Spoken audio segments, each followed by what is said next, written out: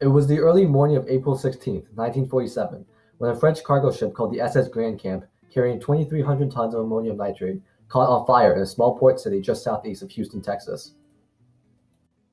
1 hour into the fire, the ammonium nitrate exploded, creating an explosion that destroyed the surrounding area and could be heard from miles away.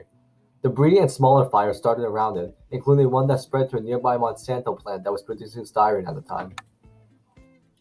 The most obvious effect of the accident was the deaths of around 600 people total, including most of the city's firemen and firefighting equipment. Residential areas near the docks were also affected, with upwards of 1,000 houses being instantly flattened by the explosion. Because of the severe structural damage done to the town, most of its citizens had to relocate to the neighboring cities of Houston and Galveston while the explosion was dealt with.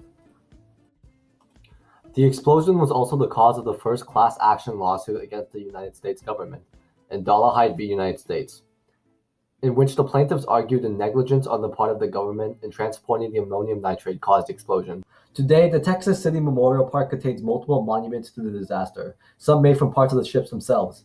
The centerpiece is an angel statue with the names of the firemen who lost their lives in the explosion.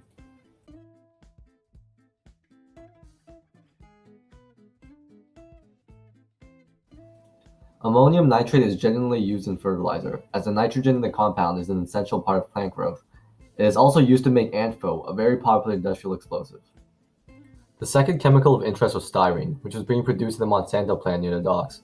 Styrene naturally appears as a toxic, colorless liquid, but it's mainly used industrially in order to make polystyrene, more commonly known as styrofoam.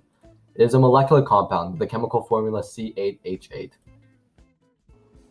The first reaction occurred when the ammonium nitrate on the ship violently decomposed when exposed to the high heat of the fire.